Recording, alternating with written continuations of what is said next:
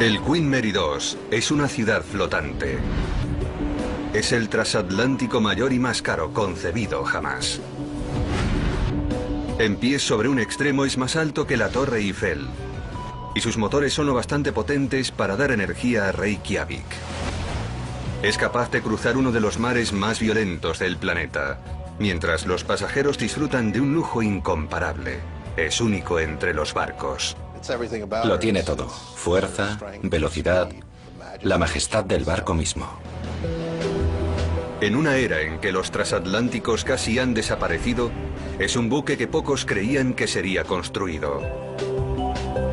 Pero para construir este icono del siglo XXI, los ingenieros debieron prácticamente reinventar la construcción naval.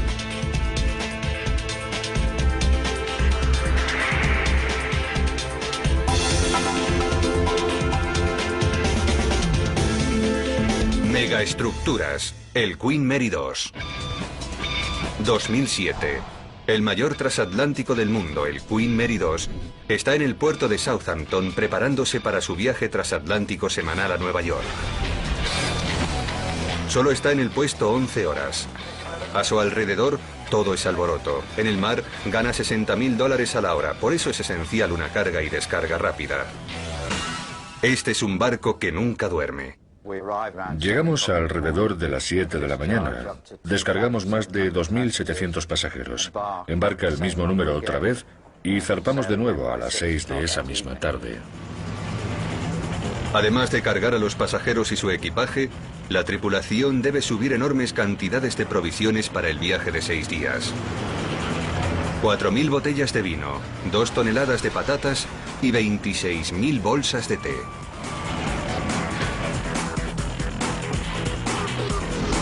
Se necesita tanta agua que el buque no puede transportar suficiente. Por ello, el Queen Mary 2 tiene su propia planta de desalinización para producir agua dulce del mar y una planta de tratamiento del agua de desecho para descargar agua perfectamente limpia de vuelta. Debe llevar 3 millones de litros de combustible suficientes para impulsar un coche a la luna ida y vuelta 70 veces. Es una factura de más de $1 millón.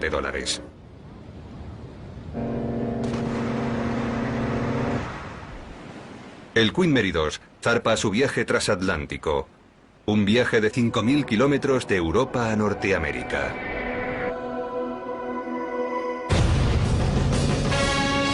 Esta extensión de agua una vez proporcionó un negocio comercial floreciente de pasajeros. Hasta los años 50 la única vía para viajar a través del Atlántico era a bordo de un transatlántico. La empresa naviera Cunard tenía la reputación de poseer algunos de los mejores buques. El Lusitania, el Queen Elizabeth, el Mauritania y el original Queen Mary dominaban las olas. Entonces, un día de otoño de 1958, un golpe fatal golpeó la industria de los transatlánticos. El primer vuelo comercial transatlántico de pasajeros. De un plumazo, el tiempo del viaje se redujo de 5 días a 15 horas. 40 años más tarde, el único transatlántico que aún hacía este viaje era el Queen Elizabeth II. Su edad empezaba a notarse, y la una vez orgullosa Cunard tenía graves problemas financieros. Parecía que la edad de oro de los transatlánticos había acabado para siempre. Nadie veía futuro para esta lenta, aunque majestuosa forma de viajar. Nadie salvo un multimillonario con visión. Mickey Arison es dueño del equipo de baloncesto Miami Heat de Florida. También es presidente de Carnival Corporation, una de las compañías navieras mayores del mundo. Vi un especial en televisión de lo que llamaban el último supertransatlántico, el Queen Elizabeth II, y recuerdo sentirme muy triste por ello. Él y su familia tienen un vínculo muy personal con los transatlánticos. Navegué en el Mauritania en 1954, cuando emigré a Estados Unidos. El Mauritania era uno de los transatlánticos clásicos de Cunard. Recuerdo estar en el West Side de Manhattan y quedar fascinado por esa fila de transatlánticos que solían atracar allí.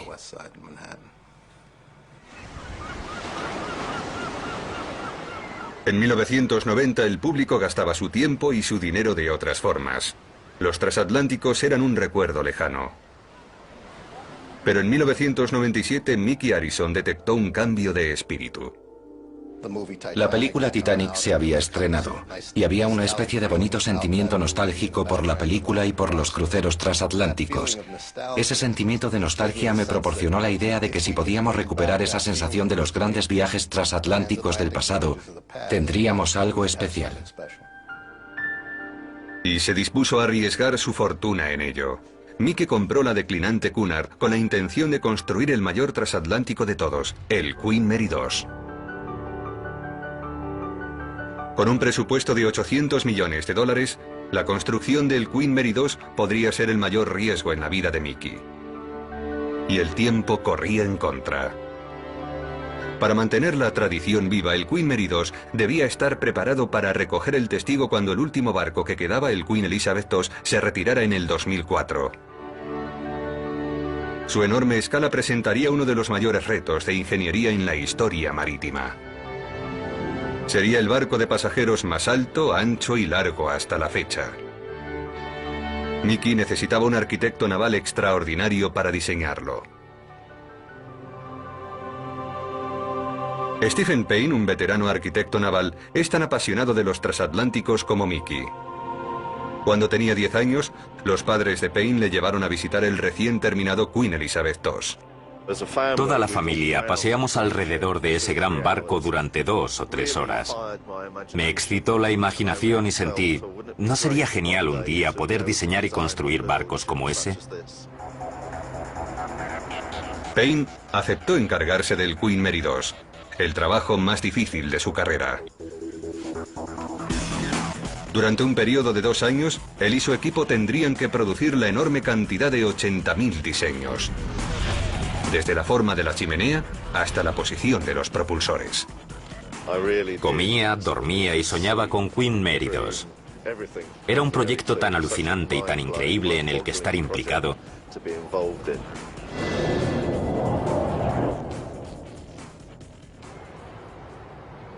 A continuación, Mickey tenía que encontrar unos astilleros con la experiencia, el espacio y la ambición para construir el diseño icónico de Payne.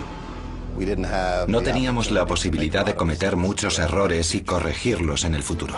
Un lugar destacaba: los French Chantiers de l'Atlantique, los astilleros del Atlántico.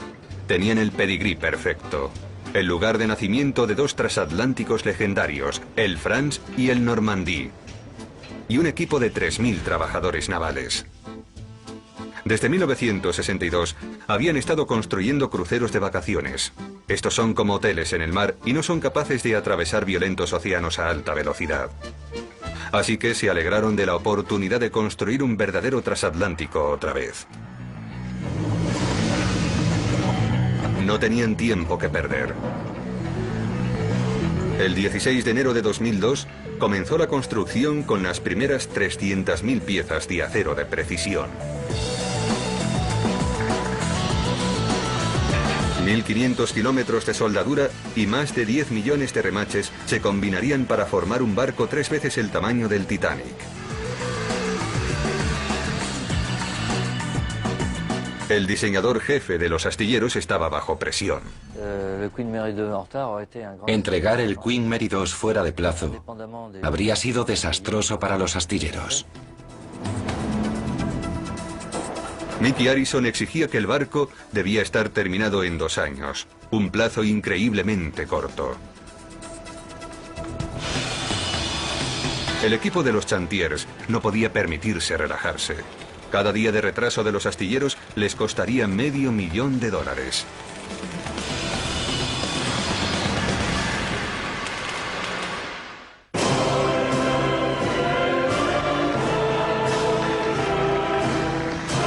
El 4 de julio de 2002 se alcanzó la primera etapa trascendental en la construcción del Queen Mary II. La colocación de la quilla. El hombre que capitanearía el Queen Mary II preside la ceremonia. Tras 7 años al mando del Queen Elizabeth II, a Warwick no le faltaba experiencia en transatlánticos e incluso él estaba asombrado de la megaestructura en construcción. Tengo que admitir que estaba totalmente abrumado. No creí que habría otro transatlántico. Cuando oí que habría uno mucho más grande, me quedé asombrado por todo el proyecto. Monedas británicas y francesas se colocan dentro de la quilla para dar suerte al barco y a sus pasajeros. El equipo de construcción ya puede unir los primeros bloques de acero. Comienza a revelarse la inconfundible forma de un transatlántico clásico.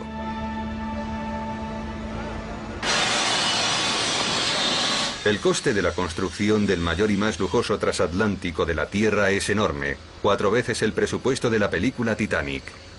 El éxito depende de que el barco terminado produzca suficiente dinero para ser rentable. No haces una inversión de casi $1.000 millones a no ser que puedas recuperar tu inversión. Eso se reducía a una cosa: espacio. El barco debía ser lo bastante grande para transportar más pasajeros que ningún otro transatlántico en la historia. Y para alejar a las multitudes de los vuelos transatlánticos, debía estar lleno de todas las distracciones imaginables. Quieren spas de primera clase, quieren una variedad de puestos de comida y bebida, quieren todas las amenidades de un resort de primera clase. Lo que creaba un problema. El tamaño máximo del diseño del barco está limitado por las dimensiones de 3 pasos por los que navegaría. No podía ser más alto que el puente Verrazzano Narrows de Nueva York. No más largo que la zona de giro cerca de Southampton. Y no más ancho que el Canal de Panamá.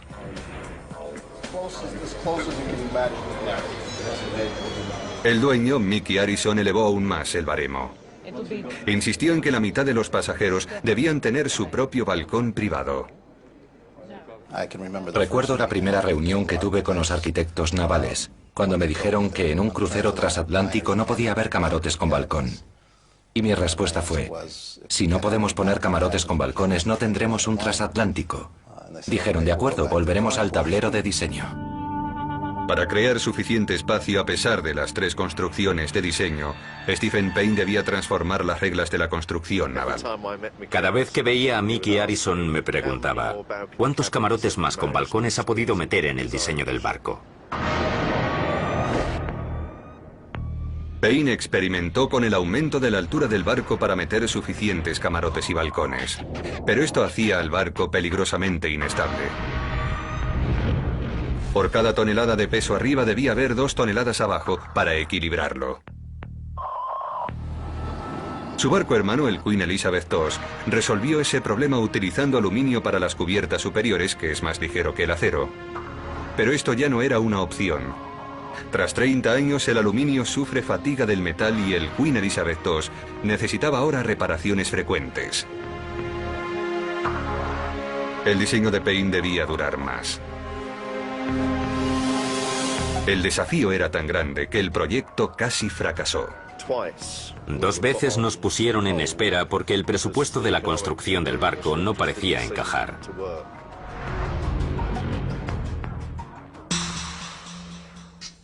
Pero Mickey insistió en que hallaran una solución. Al final, Payne y su equipo hicieron una propuesta: construir un barco que fuera más largo y más ancho que nunca antes para acomodar suficientes pasajeros. Esta enorme base estabilizadora significaba que podían incrementar la altura y aún así utilizar acero para la estructura. Pero su bow debía de ser mayor de lo planeado, rompiendo las reglas básicas iniciales. El barco tenía que ser lo bastante grande para satisfacer las demandas de nuestros pasajeros. Y claramente no podía construirse para atravesar el Canal de Panamá. Esta decisión tuvo un alto precio. Durante los viajes especiales alrededor del mundo, el Queen Mary II se vería obligado a viajar vía Sudamérica. Un viaje de 15.000 kilómetros que lo lleva alrededor del Cabo de Hornos, uno de los pasos más peligrosos del planeta. Pero Mickey consiguió sus balcones. Cada aspecto de este nuevo barco desafiaba al equipo de diseño. Uno de los retos fundamentales era generar suficiente energía. Los motores debían suministrar electricidad para una comunidad de 4.000 personas. Debían hacer funcionar los ascensores, la iluminación, el aire acondicionado, el tratamiento del agua y todo lo que requería el lujo definitivo. Y eso no era todo. Se necesita una gran potencia para propulsar el barco a través del Atlántico. El Queen Mary 2 tiene el mayor sistema de propulsión que se ha construido jamás. Para alcanzar la velocidad necesaria para el programa de 6 días y mantener a la compañía activa, el barco debía producir la energía equivalente al suministro de 200.000 casas. Eso es una ciudad del tamaño de Southampton o Reykjavik. La velocidad del buque era absolutamente fundamental. Y fue de importancia crucial asegurarnos de que el barco podría atracar y zarpar según el programa.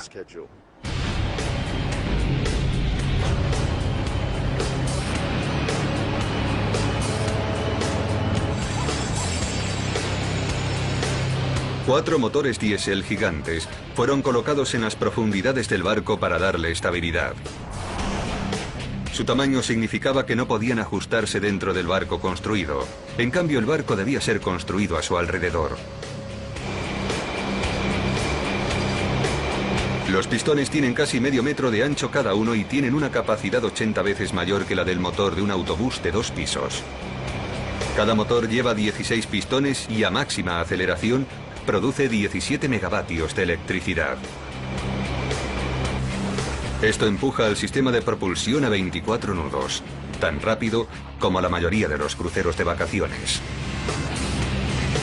Pero a diferencia de esos barcos que están diseñados para relajarse, el Queen Mary 2 debe ser un medio eficiente de transporte capaz de alcanzar cerca de los 30 nudos. Payne necesitaba encontrar un medio de generar mucha más energía.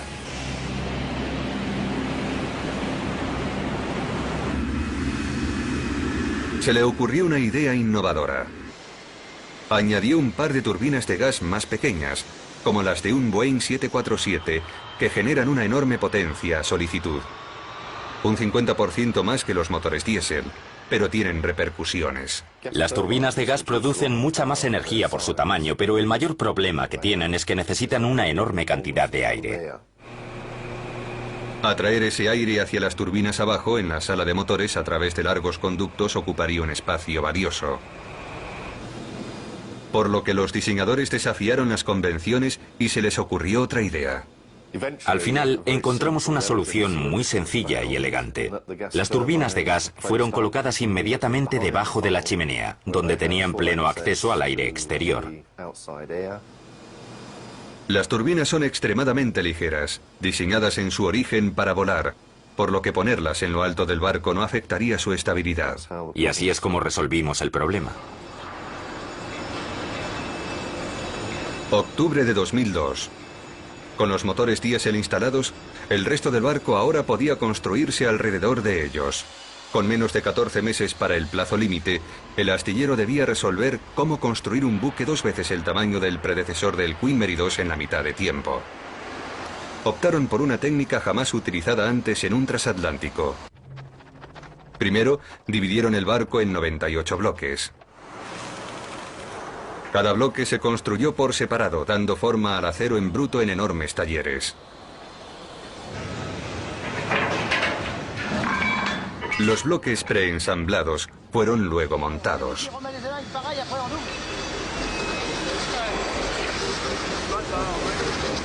Una por una, cada una de estas secciones gigantescas que pesan más de 600 toneladas fue colocada en su sitio.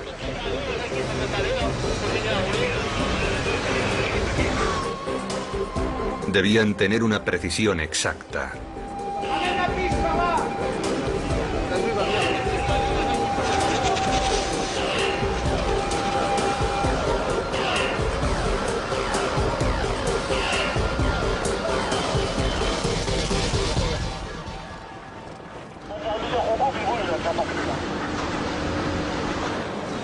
Con las secciones a centímetros unas de otras, potentes poleas hidráulicas colocaron los bloques en su sitio.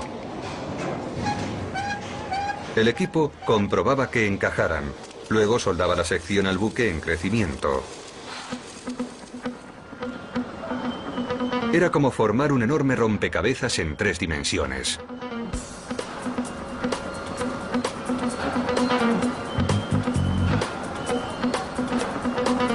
Al ir cobrando forma el rompecabezas, una parte crítica del barco comenzó a emerger. El casco, que debía soportar una de las mayores fuerzas de la naturaleza. El Océano Atlántico. Las olas solitarias en el Atlántico hace tiempo que forman parte de los cuentos de los marineros, pero la ciencia más vanguardista recientemente ha demostrado que son algo más que mitos. En el Océano Atlántico estas olas son una amenaza aterradora.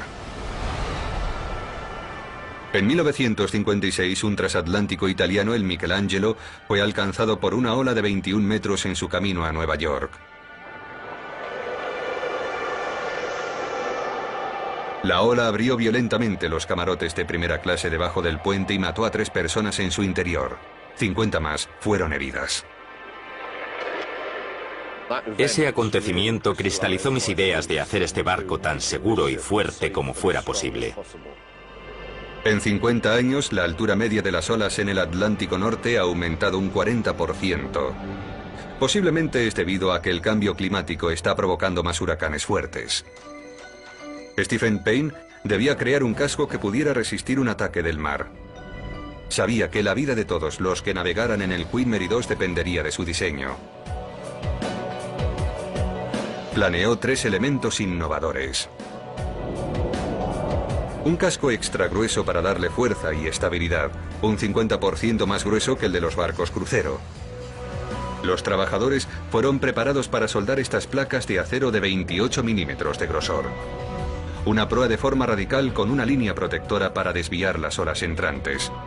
Y como última defensa, una enorme barrera rompeolas en la cubierta de proa.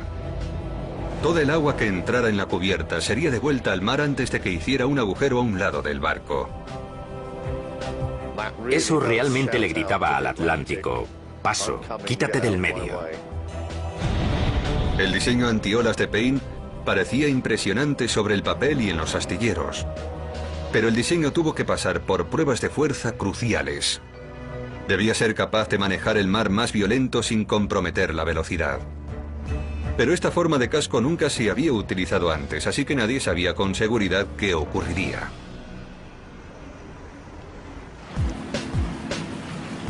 Holanda tiene la mayor cuenca marina de pruebas de funcionalidad del mundo. Mide cerca de 200 metros de longitud por 45 de ancho y 5 de profundidad, el equivalente a 14 piscinas olímpicas. Un modelo de 11 metros de longitud del Queen Mary 2 demostraría si el barco podía sobrevivir al Atlántico Norte. Guillem Gaillard estuvo a cargo de probar su habilidad de funcionamiento. Tienes que estar seguro de que no habrá sorpresas desagradables en el momento de entregar el barco. Máquinas industriales de olas simulan las condiciones de un huracán. Stephen Payne insistió mucho en que quería ver cómo se manejaría el barco en el tiempo más extremo. Por supuesto, no son condiciones agradables para navegar, nada agradables. El modelo fue enviado al centro de la tormenta. Para el Queen Mary 2, esto representaba olas de 16 metros, una altura significativa de las olas, que es uno de los peores estados de la mar que puedes encontrar en invierno en el Atlántico Norte. Las primeras pruebas comenzaron. Olas enormes fueron lanzadas hacia un lado de la línea de proa del modelo. El rompeolas rápidamente desvió toda el agua que entraba en la cubierta de proa. El nuevo casco protector de Payne parecía funcionar a la perfección. Pero para la siguiente prueba el modelo debía alcanzar gran velocidad. En aguas calmadas debía alcanzar el equivalente a 30 nudos.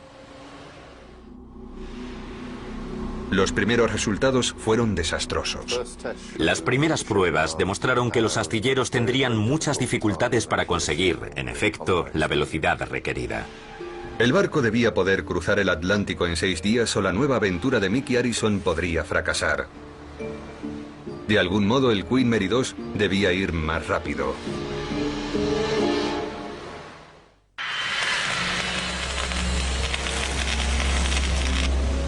Los astilleros debían aumentar la velocidad del Queen Mary 2 para cumplir su contrato. La presión recayó sobre el ingeniero Henk Valkov. Teníamos un gran problema y creo que la gente de Cunard también expresaba su inquietud y decían que este problema tenía que solucionarse.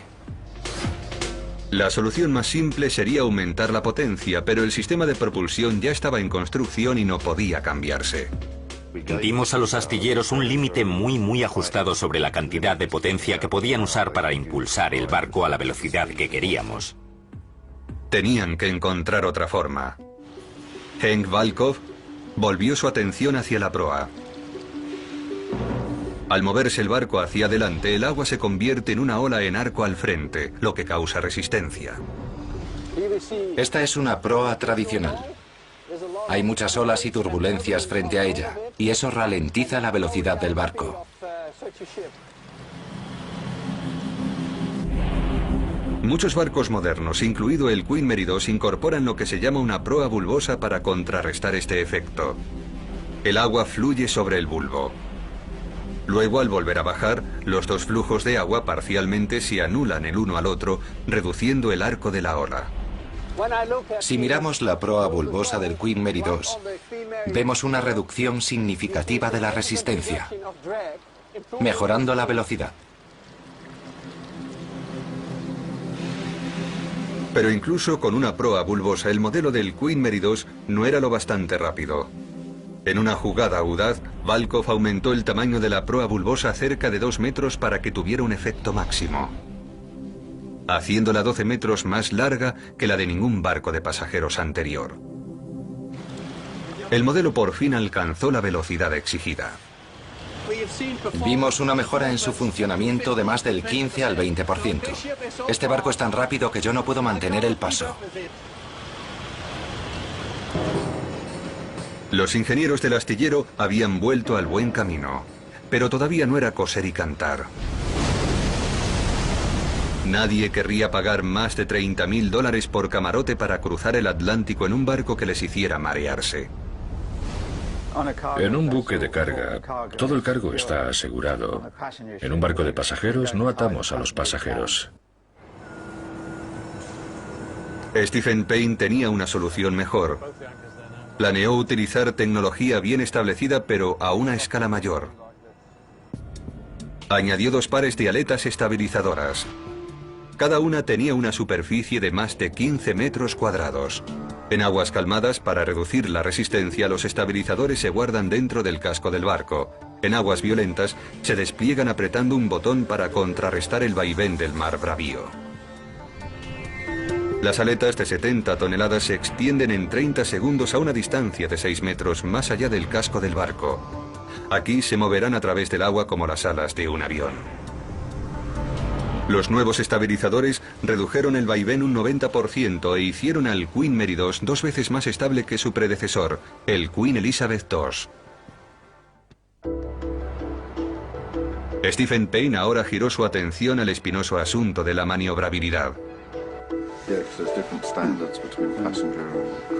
El comodoro Warwick sabía que necesitaría controlar los movimientos del barco con mucha precisión, sobre todo en el Solent, una extensión de agua cerca de Southampton. El Solent es un canal muy estrecho para un barco de este tamaño. Es esencial que la maniobrabilidad del barco sea perfecta para lograr estos giros. Los transatlánticos tradicionales se construían con propulsores en eje para propulsarlo y un timón para gobernarlo. Esto no solo ocupaba un espacio valioso, también tenía una maniobrabilidad limitada. Payne había oído de un descubrimiento reciente en propulsión marina conocido como unidades Potts. Estos instrumentos vanguardistas se utilizan para propulsar los más nuevos cruceros de vacaciones. Son tan efectivos que pueden girar un barco en un instante, pero tenían una desventaja. Esta maquinaria de alta tecnología nunca se había usado en un barco de este tamaño. Estarían colocando tecnología sin testar. Tuvimos que tener mucho cuidado para asegurarnos de que al poner 4 pods en el barco no nos encontráramos con ninguna dificultad significativa. Los diseñadores se arriesgaron.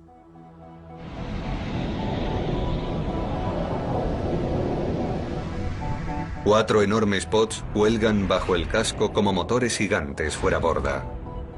Cada una de estas unidades pesa tanto como un Boeing 747 totalmente cargado. A diferencia de muchos cruceros que están equipados solo con 2, el Queen Mary 2 sería equipado con 4 pods, algo sin precedentes. y son los mayores construidos nunca. El par de atrás podría girar 360 grados empujando el barco en cualquier dirección. No había necesidad de un timón. Al frente del barco, 3 enormes propulsores llamados propulsores de proa se colocarían en el casco detrás de puertas giratorias. Juntos los pods y los propulsores darían al transatlántico mayor del mundo una maniobrabilidad inigualable en situaciones apuradas. Podemos dar la vuelta al barco en un periquete. Es algo increíble. Pero cuando llegó el momento de colocar los radicales pods de propulsión apareció un problema. Pods similares colocados en otros 4 barcos cruceros fallaron repetidamente. La propulsión generada por los propulsores se transfería al barco a través de cojinetes de metal que se desgastaban bajo la inmensa presión.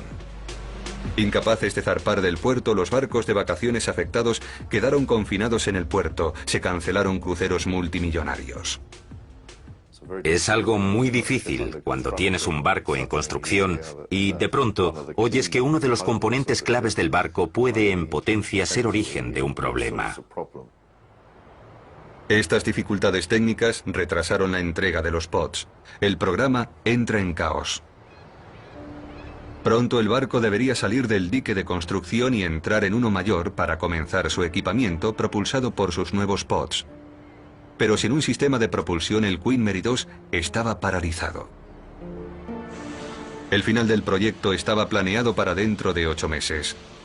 Solo hay un reducido espacio al mes cuando la marea está lo bastante alta para permitir el traslado y los pods no llegaron a tiempo.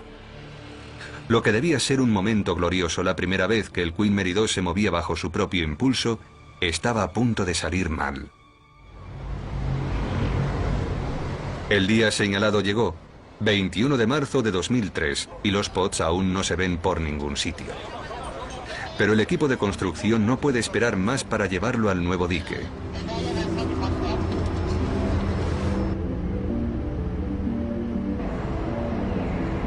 A las 4 de la mañana, al abrigo de la oscuridad, lejos de la mirada de los medios mundiales, el Queen Mary 2 entra en el río. Pero está siendo tirado por barcos remolcadores. Su falta de pods hace el traslado más peligroso y retrasa el programa. En los astilleros aún no saben cuándo los entregarán.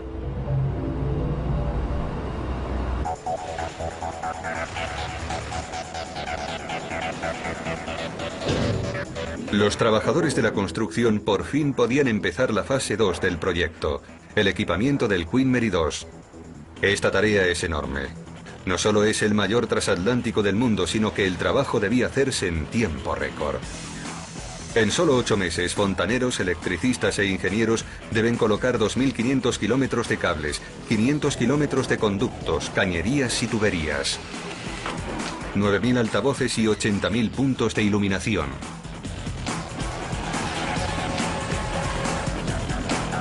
$3.000 mecánicos ajustadores deben instalar 1.300 camarotes, un nightclub, un salón de baile, un casino y un cine, la mayor biblioteca a flote, 5 piscinas y una cancha de baloncesto y, para terminar, un planetario a gran escala.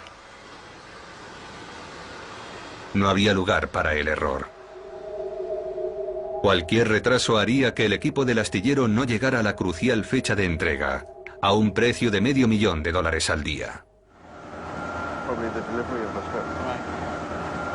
La mayor amenaza del plazo de entrega es la crisis del sistema de los pods propulsores. Por fin, tras extensas pruebas y a solo 6 meses antes de la entrega, llegaron los pods mejorados. La gente se sintió muy aliviada porque los fallos se habían arreglado.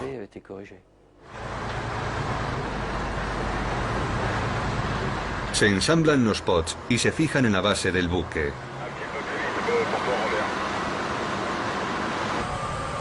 Con sus propios medios de propulsión, el Queen Mary 2 se había convertido de una cáscara de acero en un barco funcional. Con los pods colocados, debía instalarse la última sección del Queen Mary 2. El centro neurálgico del barco, el puente. El equipo de construcción, con mucho esfuerzo, instaló uno de los centros de control marítimo más avanzados del mundo. El capitán no tendría timón para gobernar el barco. Un banco de pantallas de ordenador de vanguardia sensibles al tacto controlarán todos los procesos. Desde los ajustes precisos de los pods propulsores rotatorios hasta el sistema de navegación por satélite que le da al barco la localización exacta. Con el equipamiento interior casi completo, el Queen Mary 2 se aproximaba al obstáculo final, las pruebas en el mar. Cunard solo pagaría la factura completa si los astilleros podían demostrar que satisfacía los meticulosos estándares establecidos en el contrato. Durante el diseño y la construcción, los componentes del barco se probaron y demostraron que funcionaban a la perfección, pero a causa del diseño único nadie podía estar seguro de cómo se comportaría el auténtico barco en el agua. Siempre es un tiempo de nervios, las primeras pruebas marinas, porque es algo que desconoces, no sabes qué va a pasar.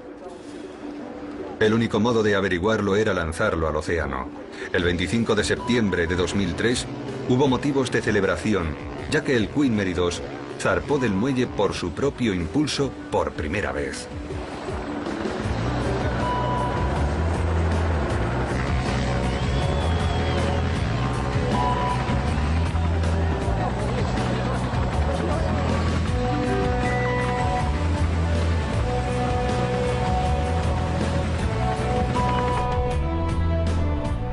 El entusiasmo a bordo del barco y en la ciudad de Saint-Nazaire, cuando el barco se movió por primera vez por propio impulso, fue absolutamente increíble. Durante los 3 días siguientes, se llevaron a cabo 40 pruebas distintas. Tenía que pasarlas todas. Las anclas se lanzaron y recuperaron. El barco realizó maniobras de colisión y se desplegaron los botes de salvamento. Todo iba según el plan.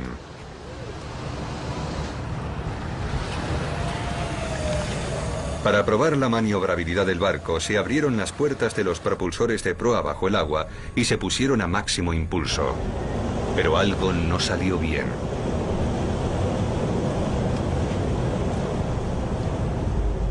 Una de las puertas de los propulsores de proa se cerró inadvertidamente mientras el propulsor estaba en marcha. La puerta salió volando. La pesada puerta de acero se hundió rápidamente hasta el lecho del océano, dejando un hueco en el casco del barco. Fue completamente inesperado a solo 3 meses del plazo límite.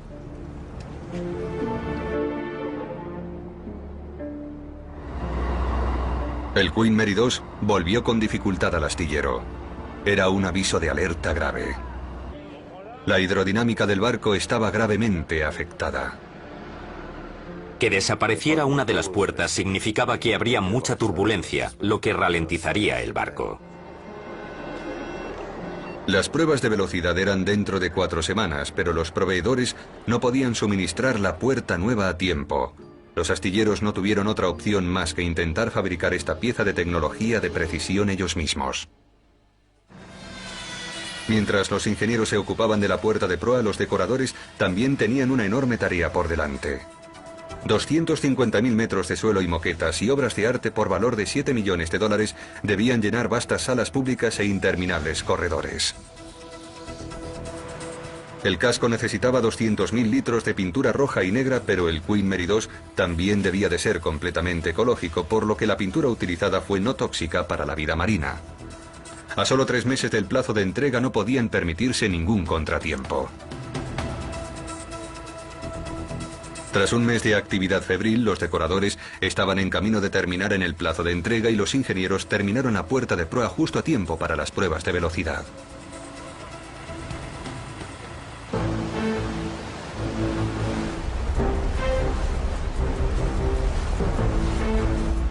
El Queen Mary 2 empezaba a parecer un magnífico transatlántico al volver al mar.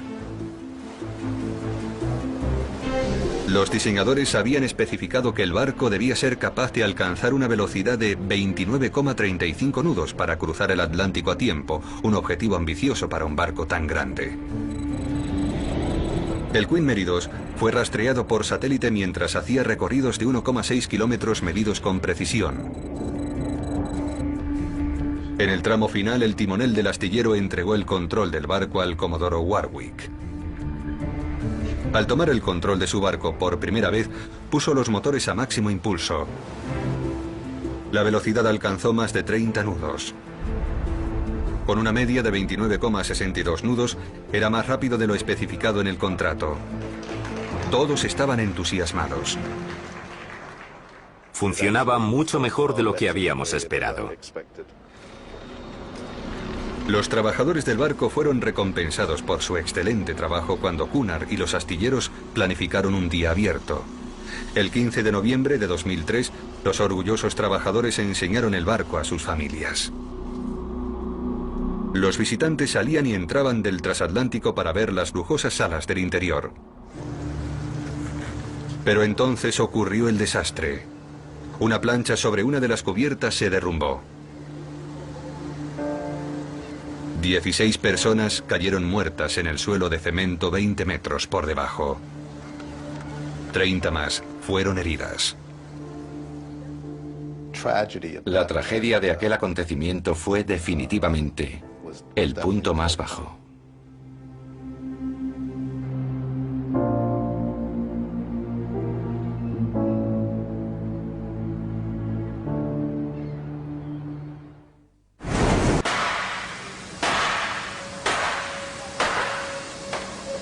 A pesar del trágico derrumbamiento de la plancha del Queen Mary II, los trabajadores estaban decididos a finalizar su construcción a tiempo. Los toques finales cruciales debían ser cuidadosamente colocados antes de que fuera aceptado por Cunard.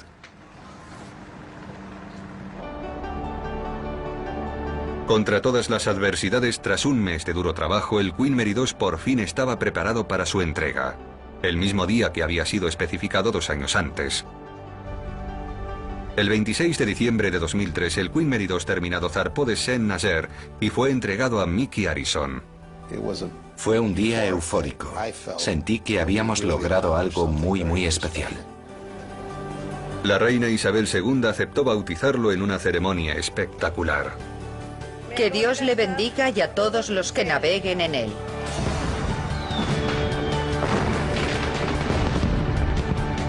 Había nacido el Queen Mary II. Y nunca había habido un barco como él. Todos sus componentes son a gran escala. Su fuerza, su velocidad, la majestad del barco mismo. Y la gente siente eso cuando está a bordo. Tenía el mayor salón de baile a flote, un cine, el único planetario flotante del mundo y el grandioso comedor Britannia. Mickey Harrison y Stephen Payne habían logrado su sueño de crear un transatlántico para el siglo XXI. Este barco ahora existe y demuestra a todas esas personas que decían que nunca habría otro transatlántico que se equivocaban, porque este barco está aquí y funciona muy bien. El Queen Mary II tomó el relevo de la ruta histórica transatlántica del Queen Elizabeth II. Tras 5 días en el mar estaba a un día de distancia de Nueva York y había entrado en una espesa niebla. El comodoro Warwick era responsable de la vida de cerca de 4.000 pasajeros y tripulantes. Tenía los fiables métodos tradicionales y una tecnología de vanguardia a su disposición. El Queen Mary II hacía sonar la sirena cada 2 minutos para advertir a los barcos que se aproximaban. Su sirena podía oírse a más de 15 kilómetros de distancia y había sido instalada en 1935 en el Queen Mary original, cuyo nombre había tomado este barco. Los puntos más grandes en la pantalla representaban objetos recogidos por el radar y podían ser barcos, icebergs o incluso ballenas. Uno de estos puntos estaba moviendo hacia el Queen Mary II en un rumbo de colisión en potencia. Habíamos identificado al barco que se aproximaba. En el radar indicaba que viajaba a 4,3 nudos.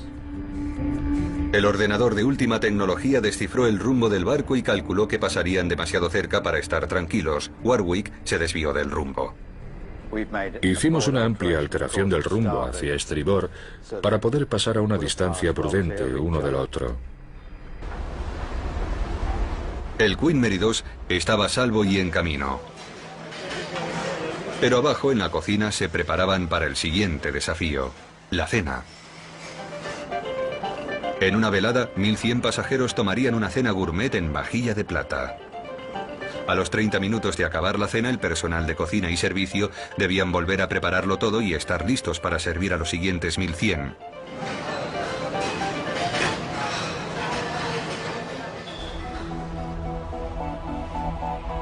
A la mañana siguiente temprano, por fin llegaron al puerto de Nueva York.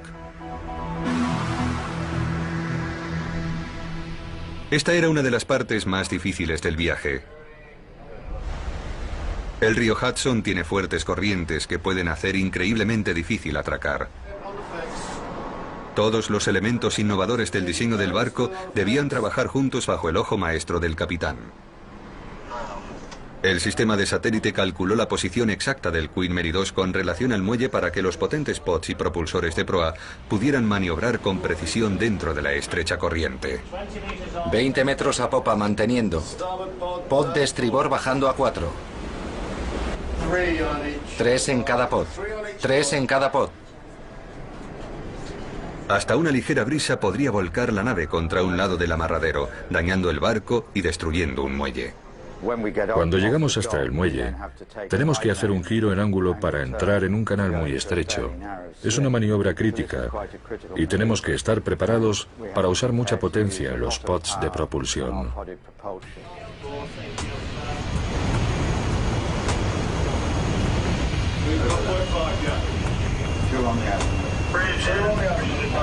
El Comodoro Warwick hacía entrar al enorme barco perfectamente en el amarradero. Paren aquí. Detengan los pods azimut. De acuerdo, ya está, chicos. Una vez que ha atracado en Nueva York, el Queen Mary 2 tiene 10 horas para ser cargado, darle la vuelta y prepararse para hacerlo todo otra vez.